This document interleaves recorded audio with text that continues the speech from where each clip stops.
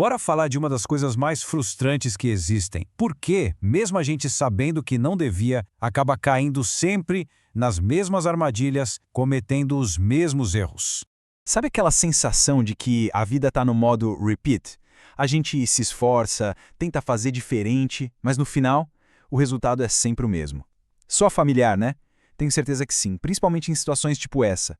Começa com aquela empolgação toda na segunda-feira, a promessa de que agora vai. Mas aí, sem nem perceber direito como, chega a quarta e pronto. O padrão se repete mais uma vez. A empolgação no começo é gigante, as ideias fluem que é uma beleza. Mas em algum ponto, o foco some. A procrastinação chega com tudo e o projeto acaba na gaveta, junto com todos os outros. Muda a pessoa, muda o lugar, mas o gatilho da briga e o jeito que ela acontece são assustadoramente parecidos. É como se o roteiro já viesse pronto. Então, se essas situações bateram aí, a boa notícia é que a culpa não é de falta de sorte ou de talento. O problema, na verdade, é bem mais fundo e, ao mesmo tempo, mais simples do que parece. A gente adora culpar o que está do lado de fora, né? Ah, foi má sorte, a situação não ajudou, mas a verdade é que a raiz do problema está aqui dentro. São os nossos padrões automáticos e principalmente uma coisa chamada mindset fixo. Essa ideia de mindset fixo, que a psicóloga Carol Dweck popularizou, é bem simples de entender. É basicamente acreditar que cada pessoa nasceu com um certo nível de talento e ponto final. Com essa mentalidade, cada falha não é uma chance de aprender. Vira uma prova de que a gente não é bom o suficiente. Isso força a gente a querer se provar o tempo todo, em vez de só querer melhorar. E olha, essa citação aqui do Nassim Taleb resume perfeitamente o comportamento de quem está preso nesse ciclo. A energia toda não vai para a análise e para a correção. Vai para a justificativa e para a proteção do ego. A pessoa fica na defensiva e, claro, acaba repetindo o erro. E o mais doido é que isso não é só uma questão de atitude. Existe uma razão biológica lá no nosso cérebro para a gente ficar preso nesse ciclo. Pensa assim, nosso cérebro foi feito para ser eficiente. Para não ter que analisar cada mísera decisão do zero, ele cria atalhos com base no que já aconteceu antes. É um mecanismo de sobrevivência, que economiza uma energia danada, mas que pode sabotar a gente quando esses atalhos levam para um erro. Imagina esses atalhos como se fossem trilhas numa floresta. Quanto mais se passa por uma trilha, mais marcada e fácil de seguir ela fica, certo? O cérebro faz exatamente a mesma coisa com os nossos comportamentos. Ele não julga se o caminho é bom ou ruim, ele só fortalece o que é mais usado. Um erro repetido vira um caminho neural reforçado, um verdadeiro hábito de errar. E, para piorar tudo, o nosso cérebro aprende muito mais com o sucesso do que com a falha. Diante de um erro, a reação natural é se fechar, sentir vergonha, não querer nem olhar para o que aconteceu. Ou seja, se a gente não fizer um esforço consciente, a tendência é repetir o erro de novo e de novo. Beleza.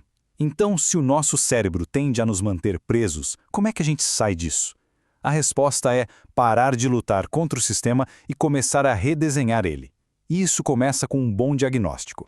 O investidor Ray Dalio resumiu o processo todo nessa fórmula que é genial. A dor de cometer um erro é inevitável, mas ela só vira progresso quando a gente para refletir sobre ela. A dor é um sinal de que algo precisa ser ajustado na nossa máquina. O método prático é este aqui. Primeiro, causa raiz.